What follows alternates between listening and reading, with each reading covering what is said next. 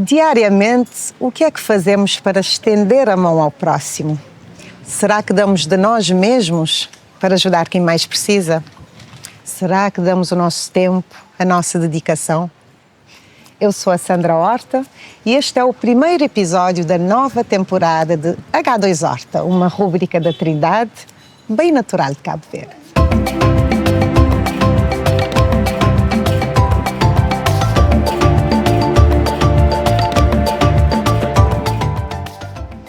Hoje, o meu convidado especial é o Padre Ronaldo Lima, que tem um projeto muito especial, a Fazenda Esperança, que é um projeto de acolhimento e recuperação de jovens toxicodependentes em Cabo Verde. Padre, muito bem-vindo ao H2 Horta. Muito obrigado pelo convite, Sandra. É uma alegria poder estar contigo e saudar também de modo muito especial aqueles todos internautas que irão nos escutar neste programa. Nós é que agradecemos a sua presença cá. Padre, o padre chegou a Cabo Verde há cerca de 7 anos, certo? Para abraçar esta missão da Fazenda Esperança. Eu queria perguntar-lhe como é que começou este projeto e para si como é que foi esse processo de deixar o Brasil e vir abraçar uma missão num país diferente, a um oceano Atlântico de distância. Sandra, a Fazenda Esperança já existe no mundo há 40 anos. Okay. Nasceu no Brasil. Hoje nós estamos em somos 175 comunidades terapêuticas em 27 países. Uau! No caso de Cabo Verde, quem nos trouxe para cá foi o nosso cardeal Dom Arlindo. Okay. Ele estava por demais preocupado com a juventude que está entrando nos vícios muito precocemente e entrou em contato com os nossos fundadores e que vieram cá a Cabo Verde, conheceram o espaço e o Dom Arlindo tomou a iniciativa de doar um pedaço de terra da diocese e fazer um projeto de construção das casas, né? Então foi aceito, obviamente, pela nossa instituição e eu fui enviado para cá dentro desse contexto. Na época, eu trabalhava na Amazônia, trabalhei 6 anos com os povos nativos da floresta amazônica e recebi uma equipe de pessoas que eu deveria prepará-las para virem em missão para Cabo Verde. Então, na altura, pediram para vir junto, né? Okay. Mas eu vim a Cabo Verde para ficar 2 meses e meio. Já estamos em 7 anos. Eu vim exatamente para implantar o projeto. Okay. Eu vim para implantar o projeto e depois deveria voltar para a fazenda de onde eu vim, que se chama São Gabriel da Cachoeira. Certo. É o município mais indígena do Brasil, né? Para você ter uma ideia, lá onde eu trabalhava, só se chega de barco ou de avião, não existe estrada, e lá reside 26 etnias indígenas. Uau. E dentro daquele município se fala 18 línguas diferentes. Meu Deus, todas línguas nativas. Então este desafio para o padre... Eu trabalhava lá. Agora, vim para cá como missionário para implantar o projeto com uma equipe missionária. E justamente na semana de inaugurar a Fazenda Esperança, então pediram que eu ficasse aqui. Eu não sabia. Okay. Eu vim para cá apenas com uma malinha de 20 quilos. Uma malinha, né? De alguns meses. Uma malinha de 20 quilos. E estamos em 7 anos. Aceitei, já são 7 anos. Foi uma diferença muito grande, porque você sai de dentro da Amazônia para trabalhar numa ilha no meio do oceano. Certo. Você sai de dentro d'água, de dentro da floresta do verde, para trabalhar numa região sem água, sem rio, sem verde, né? Com só muito vento. Como temos hoje. Né? Padre, eu vou lhe perguntar então, a Fazenda Esperança une espiritualidade, não é? Trabalho, convivência, nessa diferença de que falou, como é que acha que estes 3 pilares se adaptam à realidade dos jovens cabo-verdianos que encontrou aqui? Minha querida, o tripé da Fazenda Esperança, né, que é espiritualidade, convivência e trabalho, nós chamamos de terapia do amor. Nós não temos uma terapia baseada em medicamentos ou mesmo na base da psicologia, da psiquiatria, da terapia. A base do tratamento ela é um tratamento alternativo que tem como base realmente a espiritualidade. A espiritualidade. Então, a partir daquilo que a palavra de Deus nos ensina, por exemplo, a palavra de Deus diz ama, e ama até o inimigo. Perdoa, faz o bem, seja generoso, ajude o próximo. Então, a gente ensina aos rapazes não ficar sem droga e sem álcool. A gente ensina aos rapazes um estilo de vida baseado no Evangelho. Certo. É um processo de mudança de mentalidade. Certo. Que, consequentemente, vai mudar o comportamento deles. Certo. E a pessoa que vive aquilo que a palavra de Deus ensina, ela não vai usar. Perfeito. E ela fica preparada para ir em qualquer lugar do mundo. Então, a base, a orientação é a espiritualidade. Então, todos os dias, nós temos uma frase do Evangelho para ser colocada em prática. Okay. E nós acreditamos que nós nos tornamos aquilo que praticamos. Então, se eu pratico amor, eu me torno amor para o outro. Se eu perdoo, eu me torno perdão. Se eu tenho raiva de alguém e perdoo, eu supero a raiva. Certo. Então, tem muitos problemas do ponto de vista, por exemplo, psicológico, que a gente resolve com a espiritualidade. Certo. Nós temos muitos rapazes que têm problemas de ausência paterna e que têm mágoas, têm traumas de abandono, de abuso. E aí, essa mágoa que guarda aquela raiva dentro, que pode ter motivado o uso, o consumo e o abuso das drogas, ela é resolvida com perdão. Então, se eu consigo perdoar aquela que me ofendeu, eu fico livre do trauma. Fantástico. Logo, eu já não tenho mais ideia de vingança, eu não tenho mais uma mágoa que me acompanha, eu me torno livre. E livre para quê? Para amar. Porque uma pessoa cheia de ódio, cheia de mágoa, de frustração, ela é bloqueada nesses ela sentimentos. É presa aos sentimentos. Padre, eu ia mesmo perguntar-lhe isto. Qual era o papel da fé na recuperação desses jovens? É essencial. É essencial porque é motivador. É motivador. A fé, ela está para além da psicologia. A psicologia é humana, ajuda, faz com que a gente entenda o problema. Mas a fé nos motiva. Certo. A fé nos leva para além daquilo que é nascer, crescer e morrer. Então é fundamental. É fundamental. E ela nos motiva, ela alimenta, a fé alimenta a esperança. A fé associada à esperança, obviamente, ela faz nascer um sentido para a vida, uma que expectativa é o que eles precisam outra. Neste momento, não é? E isso acontece na terapia do amor, na convivência. Certo. Você vai chegar na Fazenda Esperança, você não vai encontrar um clima de clínica, de hospital. Certo. Você vai encontrar casas, em cada casa mora um grupo de rapazes e ali eles dividem as tarefas. Nós não temos funcionários, nós não temos empregados. São eles que trabalham. São eles que fazem tudo.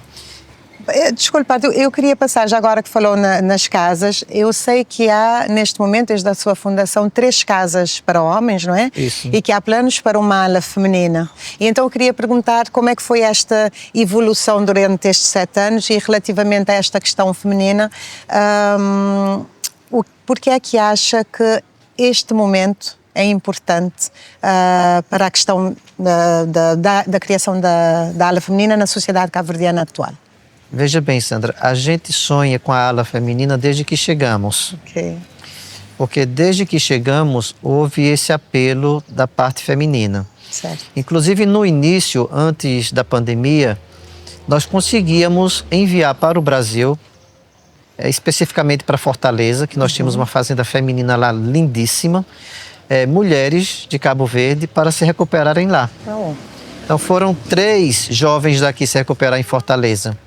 Mas depois a gente esbarra com as dificuldades de visto, de recursos para enviar, o tempo, o processo é lento. Às vezes, todo dependente químico ele é muito imediatista, né? Pois. Então, o tempo de preparar os documentos e tudo, às vezes a menina vinha desistir. Depois veio também a pandemia, Pois. e complicou tudo, né? Mas nós estamos sempre sendo procurados por familiares e mesmo por mulheres que chegam lá na fazenda, às vezes, pé no chão, né? Naquela terra, debaixo do sol, para pedir ajuda. Porque a ideia que se tem, às vezes, é que a fazenda é como um hospital, que chega, faz uma consulta e fica internado. E não é, não é. E, infelizmente, a gente tem dito não às mulheres, tem dito não, tem dito não. Mas tem algumas pessoas aqui em Cabo Verde que sempre nos motivaram, padre, vamos, né? E uma instituição francesa, também ligada à Igreja Católica, fizemos um projeto e ela deu 30% do valor. Portanto, isso faz parte dos planos futuros da... Isso. Então, nós começamos a construir com esse dinheiro. Mesmo sem ter o dinheiro todo do projeto, mas começamos. Certo. Porque nós temos que ir um pouco com a cara e a coragem, com fé, alimentando a esperança de que tudo vai dar certo, para dar uma resposta à altura à necessidade. Até porque, padre, vocês têm resultados, não é? Se sei bem, hoje, desde o início, em 2018, já assistiram mais de 350 jovens, dos quais mais de 180, nós falávamos há bocadinho, já terminaram mesmo o tratamento. Portanto, para já eu queria dar-vos parabéns por esse trabalho e um obrigado enquanto cidadã de Cabo Verde, e perguntar-lhe se dessas histórias todas, se tem alguma que o marcou mais ou alguma que acho que é assim uma história inspiradora que poderíamos partilhar com quem nos vê lá em casa. Olha, tenho muitas histórias. Imagino. Muitas histórias. Eu poderia te contar duas se tem tempo. Claro. Mas uma que está muito ligada ao contexto de Cabo Verde agora. Certa vez estava com um rapaz na fazenda e eu sempre falava com a mãe dele que estava imigrada pela internet, né? Pelo messaging. E eu fui, ela gravou um vídeo, pequeno vídeo, e mandou pro filho. E eu fui mostrar o vídeo para ele. E depois de ele ouvir a mãe, ele começou a chorar. Isso um rapaz de cerca de 31, 32 anos. Começou a chorar. Eu disse, mas por que você está chorando? Você deveria ficar feliz em escutar a mensagem de sua mãe. Ele disse, padre, faz mais de 12 anos que eu não vejo minha mãe. Uau! Uau! Né? Mais de 12 anos. E eu fiquei assim, muito impressionado. Minto, ele não tinha 30 anos ainda, era 26, 27 anos. E aí ele disse assim, minha mãe me teve sozinha, porque meu pai, depois que gerou, não quis saber. É uma história, infelizmente, foi embora, comum em Cabo Verde. E ela estava criando o filho sozinha. E depois, lá pelas tantas, se apaixonou novamente e encontrou um novo companheiro. Com esse novo companheiro, teve outros filhos. Ele migrou, foi para Portugal. E quando organizou tudo, mandou buscar a família. Mandou buscar a família. A esposa e os seus 2 filhos. Ele ficou. Ficou com a avó. Então ele acabou depois por entrar no vício, no álcool, na droga e não sei se a expressão que eu vou usar é boa, mas ele entrou em tudo isso e a mãe não viu. Entendeu? A mãe não viu. E depois ele foi para a fazenda, conseguiu recuperar. A mãe acompanhou o processo, né, ajudando pela internet, mas ele entrou na droga, saiu e a mãe não viu. Então, para falar que essa coisa que acontece em Cabo Verde de imigração pode ajudar financeiramente, mas tem separado muitas famílias. É verdade. Isso tem feito muito mal. E a ausência paterna também. Um outro caso, assim, bem rapidamente, é de um rapazinho que eu vinha da praia para a Fazenda Esperança e encontrei ele na estrada pedindo boleia. E eu dei boleia para ele, era cedinho, num dia de sábado, e eu senti o cheiro de padinha e de álcool. Eu disse, meu filho, você usa droga? E ele disse, eu não vou mentir para o senhor, eu uso. Aí botou a mão no bolso e puxou um cigarro de padinha e me mostrou. Eu disse, você está indo para onde? Ele disse, estou indo para a lixeira, catar lixo, para poder vender, né? Vender e consumir. E lá pelas tantas, ele foi contando a história. Eu disse, mas você não tem vontade de se recuperar? Ele disse, tenho, mas nunca encontrei quem me ajudasse. Eu disse, se você quiser, eu lhe levo para a Fazenda Esperança agora. E levou? Ele levei. Uau. Esse menino também tinha total ausência paterna. A família no consumo. A mãe tem problemas com álcool, irmãos com problema na droga. Ele é o CODÉ, já cresceu dentro desse ambiente. Mas ele conseguiu se recuperar. Depois ele ficou 1 ano conosco como voluntário. Uau. Ele quis fazer uma experiência missionária. Enviamos ele para o Brasil. Ele fez uma experiência missionária de formação no Brasil. Depois de 1 ano e meio no Brasil, ele sentiu o desejo de voltar para Cabo Verde. Voltou, começou a trabalhar, está estudando. Uau. Já fez carta condução. Né? Já fez carta condução. E já ajudou muitas pessoas a irem para a Fazenda Esperança com o seu exemplo. Parabéns. Por que isso é interessante? Porque era um menino que vivia na lixeira, comia na lixeira, morava na lixeira. Né? Quando eu levei ele para a fazenda, ele ficou quase 3 meses conosco. E quando chegou o tempo dele receber a visita, eu disse, olha, eu vou na tua casa avisar para tua mãe que tu estás aqui. Aí ele disse, tem que buscar o documento. Aí eu fui. Eu disse, a senhora não se preocupou de que seu filho desapareceu assim? Ela disse, não, me disseram que ele entrou no carro do padre. Pronto, tudo. Padre, falou numa coisa interessante, que é a questão do voluntariado, e sabemos que os amigos da instituição, os benfeitores, com as suas doações, o voluntariado, permitiram a criação da nova capela, chamada Homem Novo. E a minha questão é que, apesar de toda essa ajuda, eu sei que a Fazenda atravessa diariamente desafios, por exemplo, a falta de água, que é algo que já ouvi o padre falar. E queria saber o que é que acha que se pode fazer para mitigar um pouco essas dificuldades. Eu sei que tem amigos vários, mas... Olha, a falta de água realmente é um problema. A nossa dificuldade são as famílias. Por que as famílias? Primeiro porque as famílias, depois que colocam o filho na Fazenda Esperança, parece que esquece que tem filho. Que é um milagre que se vai operar sozinho. Não querem participar das reuniões. Não querem receber a formação, não querem saber como se comportar na própria fazenda. Tem famílias que levam coisas que são proibidas lá para dentro. Às vezes a gente tem que proibir a visita da família. Então, é uma mensagem que aproveita para deixar agora. Porque a família às vezes prejudica o filho. A gente diz, não faça isso, eles fazem. Eles fazem. Né? Porque, sei lá qual é que motiva, mas fazem.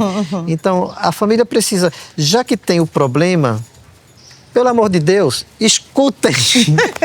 Aproveite e deixe a mensagem. Escutem, né? Deixe a gente trabalhar e escutem as orientações. Porque é para o bem do próprio ente querido.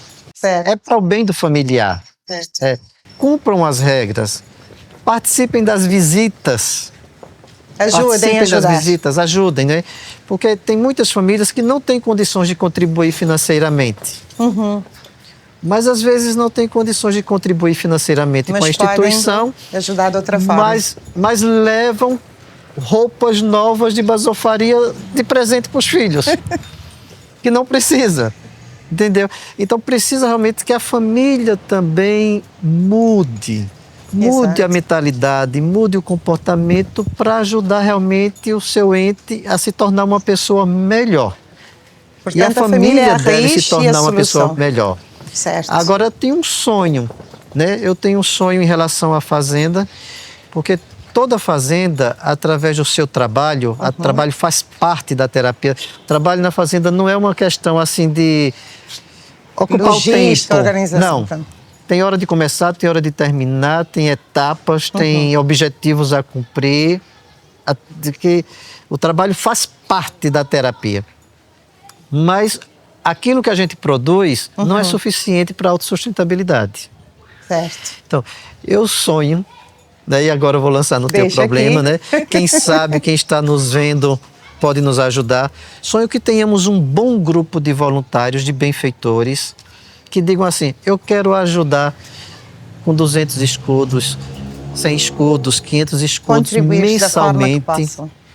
né? Tendo em vista que nós não recebemos nenhum benefício dos órgãos governamentais. Exato. Então, é um trabalho que vive de voluntariado, de benfeitores, do próprio trabalho e daqueles familiares que têm condições de dar uma contribuição. Eu espero que a mensagem já esteja registada e que consigamos chegar lá. Padre, já estamos a chegar ao fim da nossa conversa. Eu sei que o Padre completou recentemente 25 anos de sacerdote, parabéns. E eu queria perguntar-lhe, em retrospectiva, como é que esta experiência da Fazenda Esperança afetou ou impactou a sua vida, a sua missão como sacerdote? São 25 anos, mas a minha história com a Fazenda já tem mais de 25 mais. anos. Eu conheci a Fazenda Esperança já tem uns 30 anos. Oh. E a minha formação sacerdotal, parte dela já foi dentro da Fazenda Esperança. Então, eu morava no centro de recuperação na Fazenda Esperança, em Guaratinguetá, São Paulo, e estudava. Ia no seminário apenas estudar. Então, digamos, o meu seminário era Fazenda. Okay. E eu ia ao seminário como faculdade. Como você sai da sua casa, vai para a faculdade, termina o estudo e volta. Assim eu fiz, por muitos anos. Então, isso mexeu totalmente comigo, porque no seminário a gente aprende muito sobre a palavra de Deus. Certo. A gente estuda isso, a gente aprofunda. Mas foi na Fazenda que eu aprendi a colocar em prática a palavra de Deus. Existe uma diferença muito grande.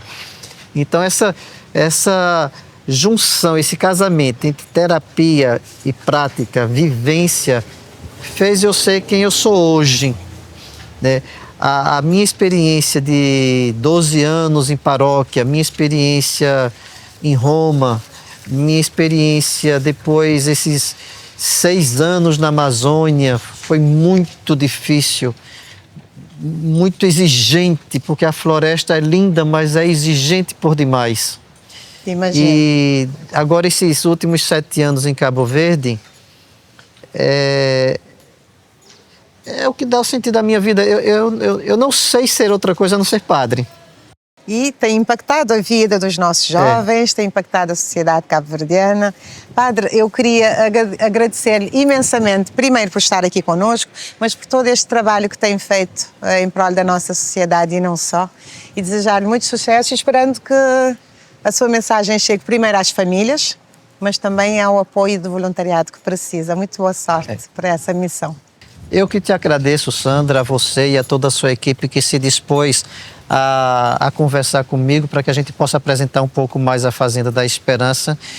Desejo-lhe sucesso. Obrigada. Que essa segunda temporada do H2 Horta seja um sucesso, que você possa espalhar o bem, que você possa levar mensagens positivas, porque a sociedade já está tão cheia de negatividade e as pessoas estão sempre tão depressivas. E os meios de comunicação, os jornalistas, todos vocês têm esse papel bonito de levar a esperança, levar valores, dizer com toda dificuldade vale a pena, luta, trabalha, Deus abençoa e que vai conseguir vencer. Então, muito obrigado, que Deus te abençoe a você, toda a sua equipe e todos aqueles que estão nos assistindo nesse momento. Obrigada, Padre. Fantástica mensagem para terminar. Obrigada. E este foi o primeiro episódio da nova temporada de H2 Horta, com uma conversa inspiradora sobre a nobre missão da Fazenda Esperança. Eu sou a Sandra Horta. Até o próximo episódio.